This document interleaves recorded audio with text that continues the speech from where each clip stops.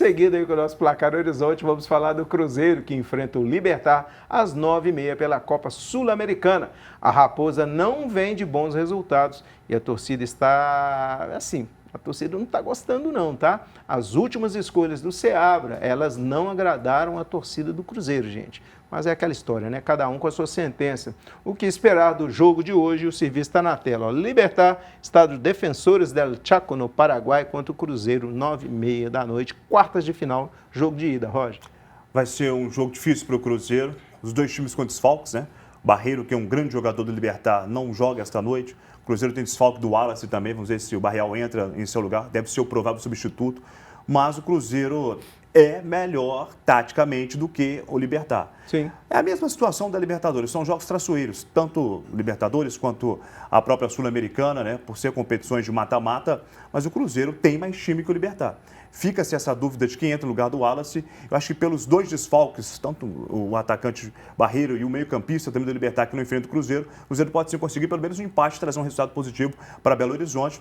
Mas analisando os dois times, tecnicamente falando, o Cruzeiro pode sim vencer essa partida de hoje. E o placar do jogo? Então, conta para mim, sai de cima do muro. 1-0 Cruzeiro.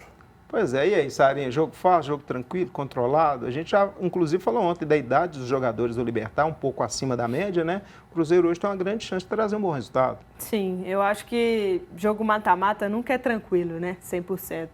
O Cruzeiro, a gente comentava aqui ontem, né? Eu falei aqui ontem, contra o Boca vinha em um determinado momento. A torcida mais confiante, o próprio time mais confiante, com bons resultados, bons jogos contra adversários mais difíceis, só que nesse momento vai com uma interrogação no sentido do que vai produzir o Cruzeiro hoje, né? Eu acho que essa dúvida está pairando a cabeça do torcedor cruzeirense. Essa preocupação com o jogo de hoje, né? Está cercando muitos torcedores, visto o que foi apresentado no último jogo. Acho que a última partida acendeu um alerta assim, para essa torcida. E tudo vai depender do que o Seabra vai decidir. E também se o Barreal vai ter condições de entrar como titular, eu acredito que não. Talvez entre ali no segundo tempo, né? Vai ser o primeiro jogo dele depois de sentir essas dores no tornozelo. Então, acredito que o Seabra não vai gastar logo essa carta.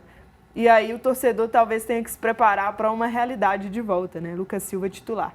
E pode ser uma situação que o Seabra trabalhe, porque não é um jogo para propor muito. Então, segura aqui, contém, ajusta bem a defesa, que no último jogo foi muito mal, né? Então, ajusta bem a defesa, traz esse meio de campo mais próximo para fechar bem ali, colocar umas 2 linhas de 4 e sair em contra-ataque.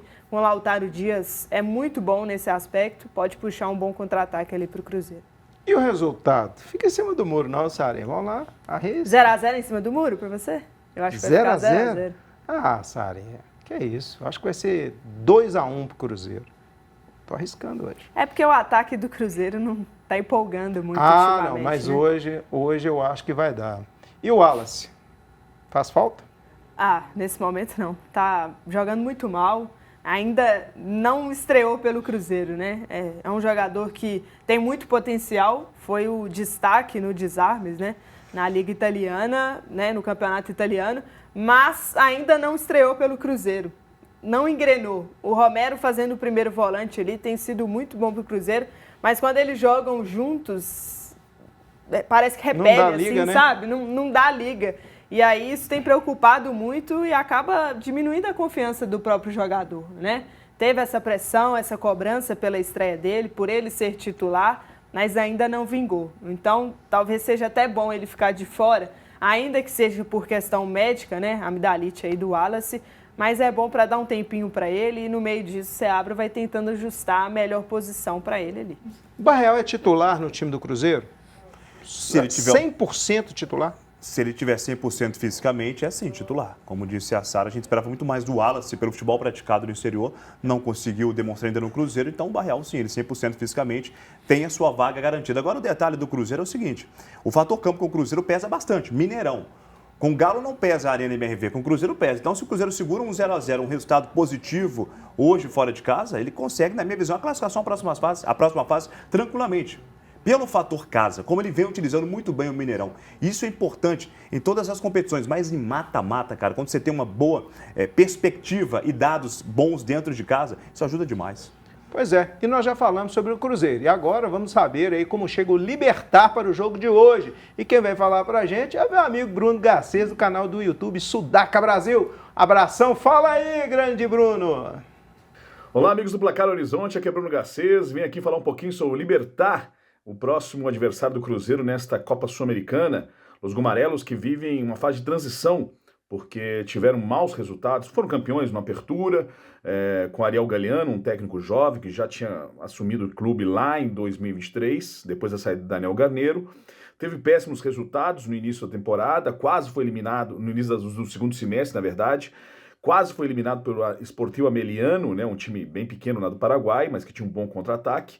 E o Libertad acabou se classificando nos pênaltis, e aí a diretoria resolveu voltar a colocar Daniel Garneiro, que não tem uma boa passagem na seleção paraguaia, e assumiu de novo o Libertad, por onde foi tantas vezes campeão.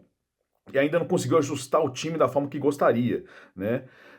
Mescla veteranos como Roque Santa Cruz, Taquara Cardoso, Matias Espinosa, Martin Silva, e mescla com alguns garotos, como Rubem Lescano, aliás, esse garoto muito habilidoso, toma cuidado com ele, o 19, um canhotinho, né?